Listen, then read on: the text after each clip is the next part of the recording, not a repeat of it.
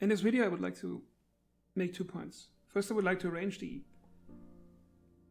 effectivity of the different control types for turrets in ships, considering a multicrew, and then I would like to point out some likely issues with the feedback and how to handle it.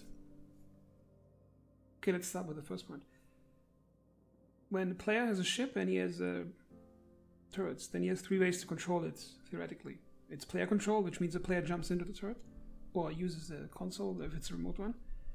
Then there should be an NPC that you can hire that does the same thing, and supposedly an AI blade, which is automating the turret in some way. Now I think that the most efficient way of playing a turret should be player controlled. And it should be the same for all other multi-crew tasks. And after that it should be NPC control and then AI blade control. And I would like to provide some reasoning for that. Okay, first let's prepare the little graph over here. Okay, let's say this is the time axis and this is let's call it the effectivity of the control type. And player control should be up here somewhere in the 8 to 10 area compared to the other 2 methods. So it's more an abstract value. Okay, then we got green for the NPC. Now it should be somewhere here and it should go somewhere up here. And then you got AI blade. It should start here and be somewhere here. And in the bottom area, it should be player not having any turrets at all. Now, why do I think that player control should be the most effective way? I think simply because it takes efforts to get players together to play together on a ship. And it's quite a hassle if you have friends in different time zones and you have only a small time window we can actually play together. So going through all that hassle should be rewarded for players. And if it's easier for players to get better results with an AI blade or NPCs, then most players would just skip using player control unless they actually really want to play with their friends just for the sake of the experience of playing with them. So the effort should be rewarded for being for doing all of that. Then the next thing should be NPC. So why should NPC be better than AI blade? Basically, an NPC, I mean, who knows when that will come to the game? I guess it's in 5 or 8 years. And I'm not even being cynical. I really think it's going to take them 5 to 8 years to have NPCs to navigate ships in multiplayer and go to different stations and all that. Again, that's a bit more of a hassle to hire an NPC that supposedly sleeps in a bed and goes to eat food and has other management things to do. Again, if he would be just as effective as an AI blade and players wouldn't bother with an NPC that they have to care for, they would just get an AI blade. I think that's how the game should arrange it. If something that's easier to install or set up or use is as effective as something that's harder to use, then the easier to use thing is going to dominate the other thing is going to disappear from the game.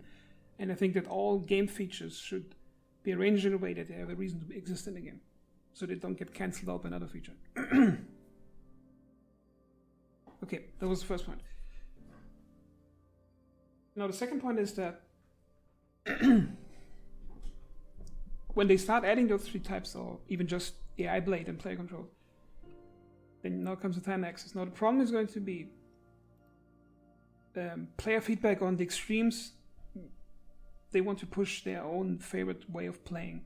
Often like a bulldozer, they want to push through it and reduce the other gameplay types to something less useful. So what's likely going to happen is, okay, let's say we compare AI blade to player control. Now, at the beginning, if they would be set up like I suggested over here, it would start over here.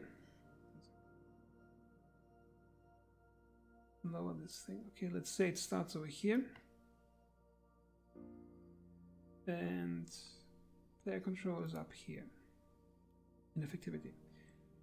What happens, players say feedback. For example, player would like to use AI blade because he's playing alone or he doesn't have many friends in Star Citizen to play with.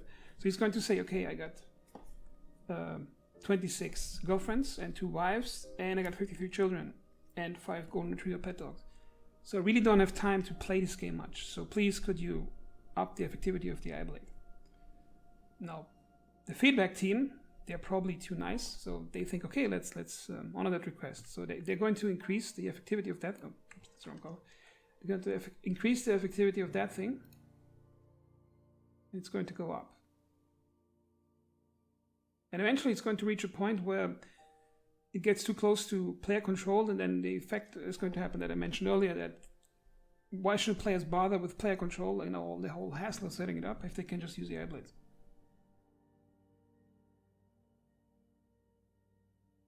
And I think that's, I would say, the main issue with with player feedback is that often it's quite short-sighted and narrow-sighted in the purpose of what it wants to achieve.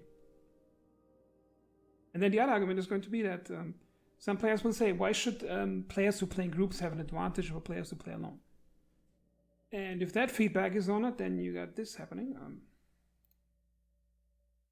You got this going down, and again, if those two lines meet, then player control becomes obsolete because everybody uses AI blades.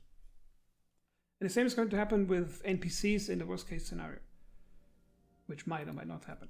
For example, if let's say they have NPCs and the AI blades in the game. So what happens is you got, oh, dang it. Okay, you got the AI blades over here. No, NPC rather. It goes up here, and as I mentioned earlier, players who play alone and they say, hey, can you increase the eye blade effectivity? So they do that. And at some point, the same happens. If that crosses into NPC territory, now at this point, if you reach that area, then NPCs become obsolete. And that should be avoided by the game. There should be like some hard limits to keep that structure intact, where player control should be the king of effectivity in any multi-crew scenario, whether it's repairing a ship or shooting guns or simply having division of labor situations, like where you have if you play package delivery with a friend, you should have the advantage of extra manpower. So for example, you can land a ship, your friend can hop out, run to the station, drop the package, run back into the ship. You save a lot of time because you don't have to get out of the ship as a pilot.